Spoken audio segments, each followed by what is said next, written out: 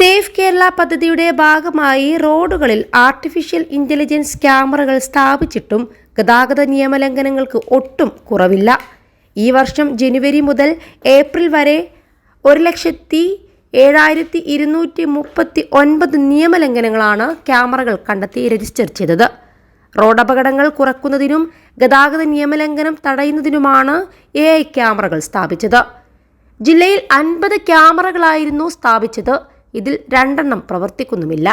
ക്യാമറയിൽ കുടുങ്ങിയാൽ തപാൽ മാർഗം ചലാൻ നോട്ടീസ് അയക്കുന്നത് ജില്ലയിൽ പൂർണ്ണമായും നിലച്ച സ്ഥിതിയാണ്.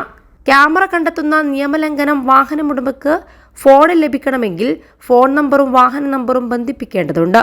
ഇത് എല്ലാവരും ചെയ്തിട്ടില്ലാത്തതിനാലാണ് തപാൽ മാർഗം നോട്ടീസ് അയക്കുന്നത്. എന്നാൽ തപാൽ വകുപ്പിന് പണം കുടിശ്ശികയായതോടെ കഴിഞ്ഞ 6 മാസത്തിലധികമായി ജില്ലയിൽ പിഴയടക്കേണ്ടത് സംബന്ധിച്ച നോട്ടീസ് വിതരണം ചെയ്തിട്ടില്ല. ഇതോടെ AI ക്യാമറ പ്രവർത്തിക്കുന്നില്ലെന്ന ധാരണയിലാണ് പലരും നിയമലംഘനം നടത്തുന്നത്. AI ക്യാമറ സ്ഥാപിച്ച സമയത്തുണ്ടായ സുരക്ഷാ കരുതലും പലരും മറന്നു. KSEBക്കും കരാർ കമ്പനി പണം നൽകാനുണ്ട്. KSEB വൈദ്യുതി ബന്ധം വിച്ഛേദിച്ചാൽ റോഡ് ക്യാമറകൾ പൂർണ്ണമായും കണ്ണടക്കും.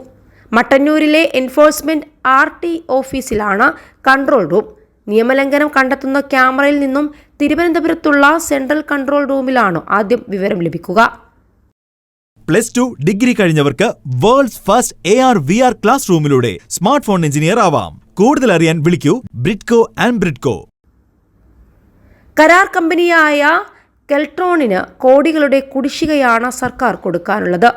25 ലക്ഷം നോട്ടീസ് അയച്ചു കഴിഞ്ഞാൽ പിന്നെ സർക്കാർ പണം നൽകിയാൽ മാത്രമേ നോട്ടീസ് അയക്കൂ എന്നാണ് കെൽട്രോൺ നിലപാട്. ടാർഗറ്റ് പൂർത്തിയായതിനാൽ പണം ആവശ്യപ്പെട്ട് കെൽട്രോൺ സർക്കാരിന് കത്ത് നൽകി. കരാറിലില്ലാത്ത കാര്യമായതിനാൽ പണം നൽകാനാകില്ലെന്നാണ് സർക്കാരിന്റെ നിലപാട്. നിലവിൽ മട്ടന്നൂരിലെ ക്യാമറ നിരീക്ഷണ മുറികളിലെ കെൽട്രോൺ ജീവനക്കാരെ കമ്പനി പിൻവലിച്ചിട്ടുണ്ട്. AI ക്യാമറകൾ വെച്ചിട്ടും റോഡുകളിലെ നിയമലംഘനങ്ങളുടെ കണക്കുകൾ കൂടി വരികയാണ്. നിയമലംഘനങ്ങളുടെ കണക്കുകൾ ഇപ്രകാരമാണ്. ജനുവരിയിൽ 27,651 നിയമലംഘനങ്ങളാണ് റിപ്പോർട്ട് ചെയ്തിട്ടുള്ളത്. ഫെബ്രുവരിയിലാകട്ടെ 25,548, മാർച്ച് മാസത്തിലാകട്ടെ 23,448. എന്നാൽ ഈ ഏപ്രിൽ മാസത്തിലാകട്ടെ 30,592 കേസുകളാണ് റിപ്പോർട്ട് ചെയ്തത്. AI ക്യാമറകൾ വർക്ക് ചെയ്യുന്നില്ലെന്ന അമിത ആത്മവിശ്വാസമാണ് ഇത്തരം നിയമലംഘനങ്ങൾക്ക് വഴിവെക്കുന്നതെന്നാണ് പോലീസും പറയുന്നത്. 21 ലക്ഷത്തോളം സന്തുഷ്ടരായ ഉപഭോക്താക്കളും 2 ലക്ഷത്തോളം തിമിര ശസ്ത്രക്രിയകളും പൂർത്തിയാക്കിയ മലബാറിലെ ഏക കണ്ണാശുപത്രി അൽ സലാമ ഹൈ ഹോസ്പിറ്റൽ റോഡ് പെരിന്തൽമണ്ണ.